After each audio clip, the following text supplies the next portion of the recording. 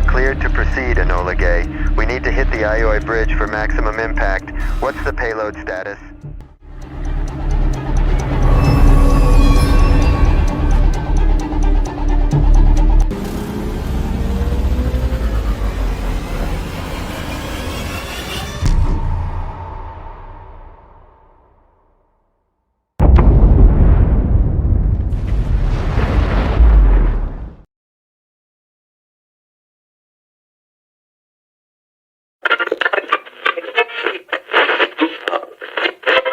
At the stroke of midnight came the Prime Minister's dramatic message from the Cabinet Room at number 10.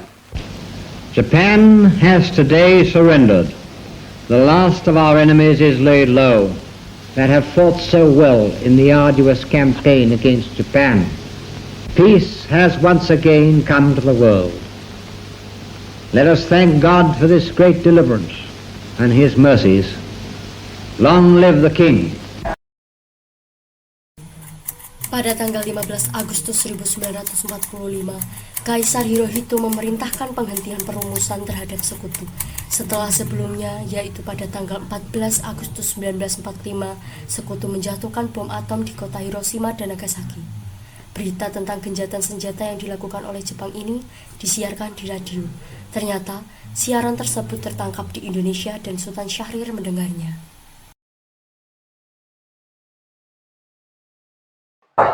Assalamualaikum. Waalaikumsalam. Ada apa, Bung? Ada kepentingan. Oh ya, silahkan masuk.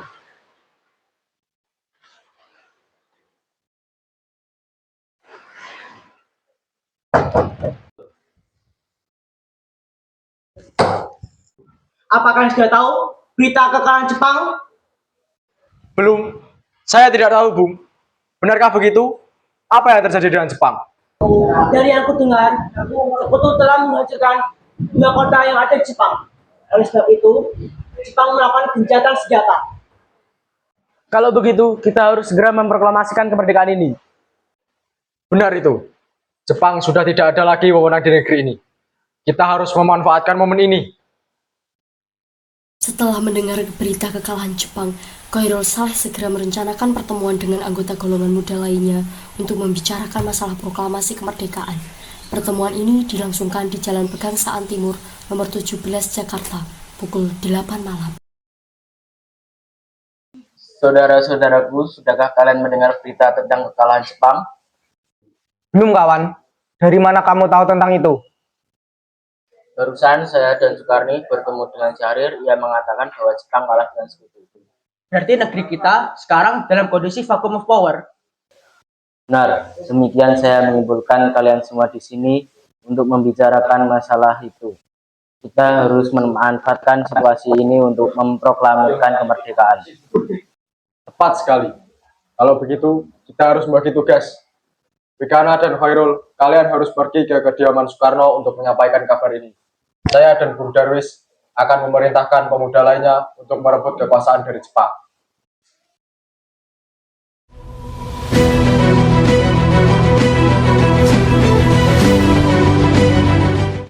Kita harus memproklamirkan kemerdekaan sekarang, Bung.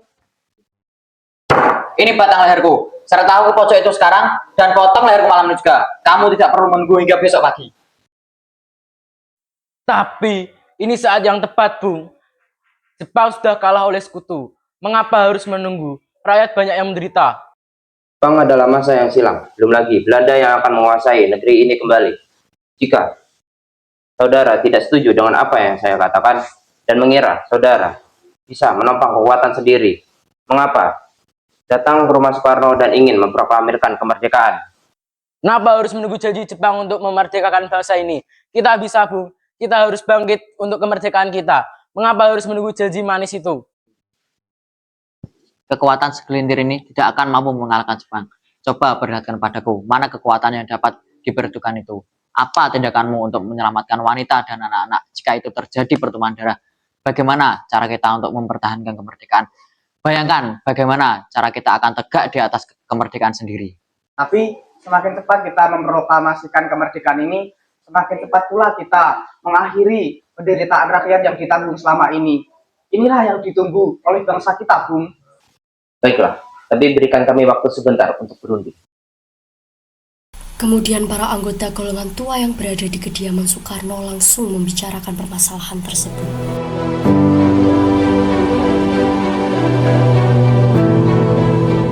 Bagaimana ini? Para pemuda ingin segera memproklamasikan kemerdekaan. Tapi kita tidak boleh gegabah, Bung. Kita harus mempersiapkan semuanya agar tidak terjadi sesuatu yang tidak diinginkan. Saya setuju. Menurut saya, yang terpenting sekarang adalah menghadapi sekutu yang hendak berniat kembali berkuasa di negeri ini. Selain itu, masalah ini dapat kita bahas di sidang PPKI 18 Agustus mendatang. Lalu, bagaimana dengan pendapat golongan muda? Apakah kita abaikan saja? Ya, mereka masih muda. Pemikiran mereka terlalu pendek. Kita harus melihat ke depan untuk mempersiapkan semua ini. Kalau tidak, bagaimana jika semuanya berantakan? Baiklah, Bung. Berarti kita semua sudah sepakat. Setelah golongan tua berunding, mereka memutuskan untuk tidak tergesa-gesa mengenai hal proklamasi kemerdekaan dan akan dibicarakan lagi dalam sidang PPKI. Dengan berat hati mendengar keputusan tersebut, para pemuda pun meninggalkan kediaman Soekarno. Tetapi mereka tidak putus asa. Mereka pun menyusun strategi bagaimana membujuk Soekarno dan Bung Hatta untuk memproklamasikan kemerdekaan. Akhirnya, mereka memutuskan untuk mengasingkan kedua tokoh itu ke Rengas Dengklok agar terhindar dari desakan pemuda dan pengaruh Jepang di Jakarta. Assalamualaikum.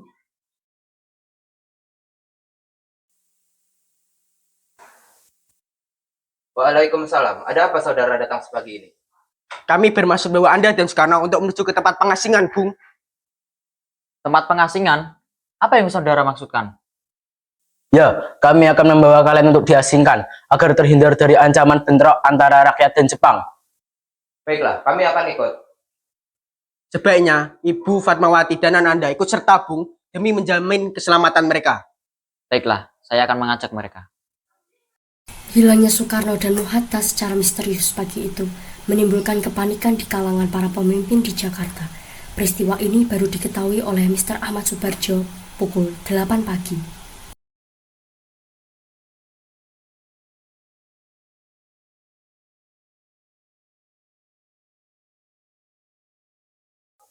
Apakah saudara tahu di mana keberadaan Soekarno dan Bung Hatta? Maaf, saya tidak tahu, Bung. Katakanlah kepadaku, di mana mereka sekarang, dan aku akan menjamin keselamatan mereka esok hari. Akankah Anda bersumpah untuk itu? Kau bisa percaya padaku, nak. Baiklah, kami akan menunjukkan tepatnya di Rengas Dengklok.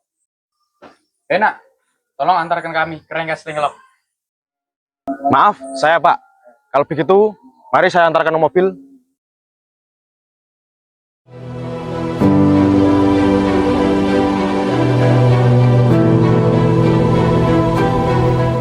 Sekarang jelaskan mengapa saudara membawa kami ke sini. Maafkan kelancangan kami, Bung. Ini demi keselamatan Anda.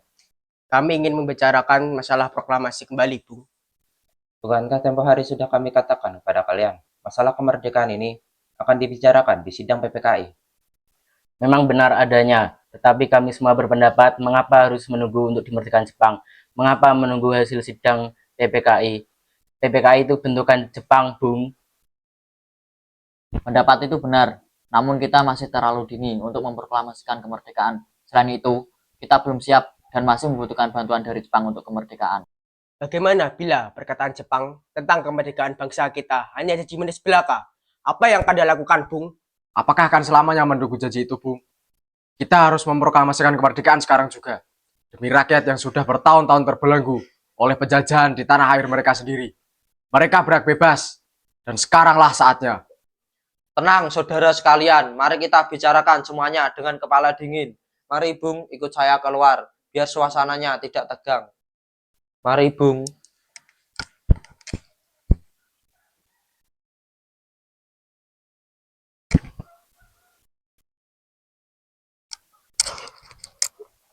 Saya mengerti perhitungan Anda berdua mengenai masalah proklamasi ini. Kita memang belum memikirkan semuanya dengan matang. Tapi saya percaya kita dapat bangkit dan memanfaatkan situasi ini. Kesempatan tidak datang dua kali, Bung. Apa yang mereka katakan benar adanya. Dan saya mendukung mereka. Tetapi, apakah kita bisa? Akankah semua ini mungkin dilakukan? Tentu mungkin, Bung. Asal kita berusaha, tentu akan kita temukan jalan keluarnya. Lagi pula, para pemuda di Jakarta sedang menyusun strategi pertahanan untuk mencegah serangan dari Jepang ataupun sekutu yang tidak menerima proklamasi bangsa kita. Baiklah, saya setuju. Kita akan memproklamasikan kemerdekaan tanpa ada campur tangan Jepang. Pada pukul 5:30, rombongan dari Jakarta tiba di Rengas Dengklok untuk menjemput Soekarno dan Bung Hatta.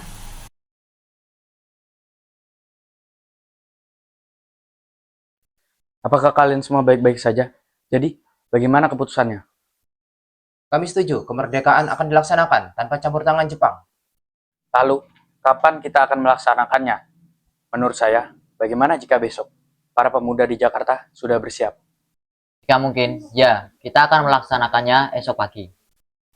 Selesailah perundingan di Rengas Dengklok. Semua anggota golongan tua maupun muda kembali ke Jakarta untuk membahas lanjut rencana proklamasi kemerdekaan tanggal 17 Agustus 1945.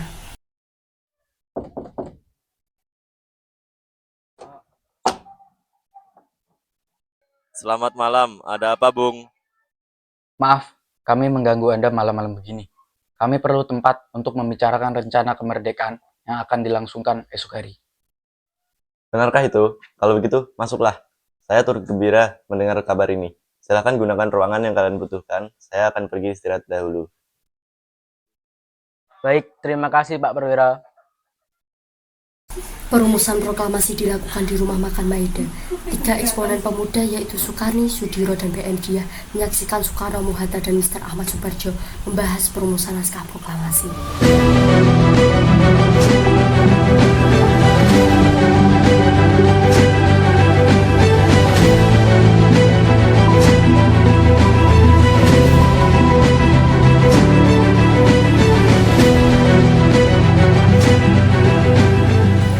Agustus 1945 pukul 4 pagi, dibacakanlah rumusan naskah proklamasi untuk yang pertama kalinya di depan para hadirin yang langsung berada di Rumah Maida, yang langsung disetujui.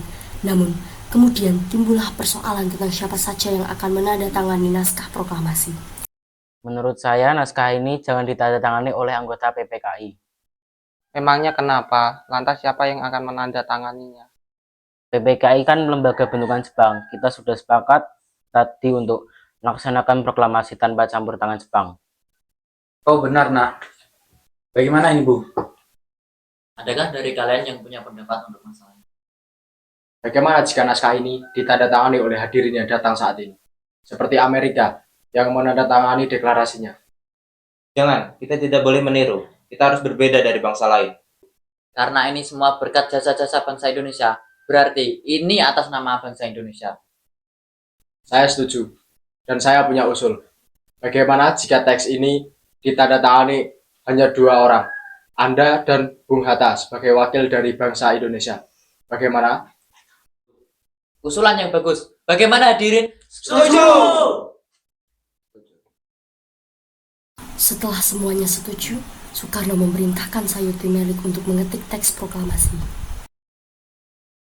Tolong, kau ketik teks proklamasi ini dan jagalah teks ini dengan baik-baik. Baik, Bung. Sayuti Melik pun mengetik teks tersebut. Semua persiapan proklamasi rampung pada pukul 4:30. Lalu semua hadirin pulang ke rumah masing-masing dengan perasaan gembira. Pada saat yang sama, Soekarno dan Ibu Fatmawati sampai di kediaman mereka dan berbincang sejenak.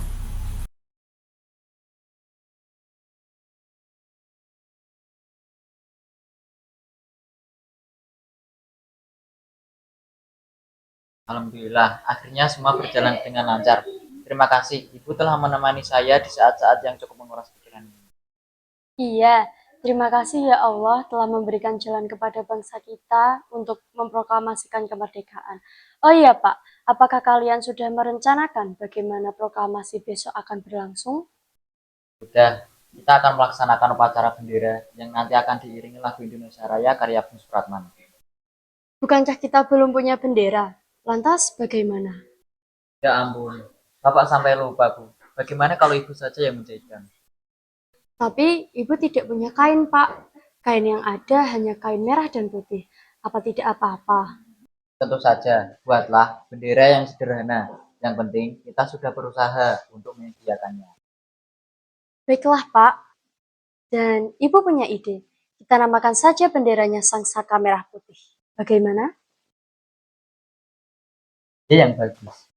Ya, bendera pusaka, Sang Saka, dan warnanya yang merah putih menjadi Sang Saka Merah Putih. Brilian.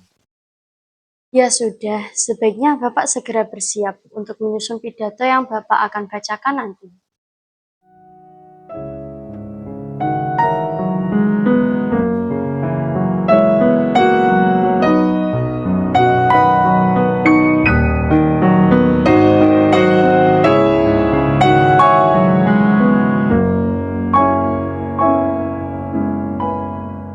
Sesaat sebelum upacara dimulai.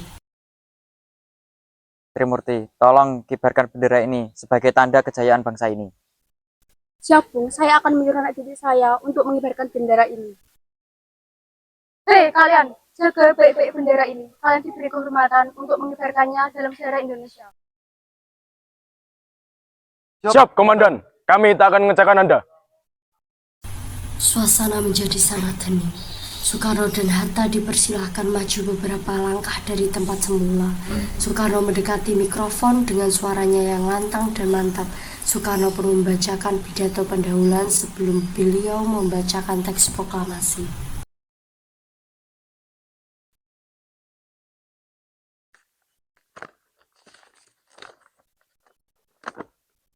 Saudara-saudara sekalian, saya telah minta saudara hadir di sini untuk menyaksikan peristiwa maha penting dalam sejarah bangsa kita. Berpuluh-puluh tahun kita bangsa Indonesia telah berjuang untuk merdeka. Bahkan telah beratus-ratus tahun lamanya. Gelombang aksi kita tidak putus dalam berjuang untuk kemerdekaan negeri ini. Kita jatuh bangun menyusun kekuatan untuk menggapai cita-cita Indonesia bebas dari penjajah bangsa lain. Semalam, kami para pemuka-pemuka rakyat Indonesia dari berbagai penjuru bergabung untuk memusyawarahkan, dan permusyawaratan itu seia sekata berkata, inilah saatnya bagi kita untuk mengorbankan api revolusi kemerdekaan Indonesia. Saudara sekalian, dengan ini kami menyatakan kebulatan tekad itu. Dengarkanlah proklamasi kami. Proklamasi. Kami, bangsa Indonesia, dengan ini menyatakan kemerdekaan Indonesia. Hal-hal yang mengenai pemindahan kekuasaan dan lain-lain diselenggarakan dengan cara saksama dan dalam tempo yang sesingkat-singkatnya. Jakarta, 17 Agustus 1945, atas nama bangsa Indonesia, Soekarno, Hatta.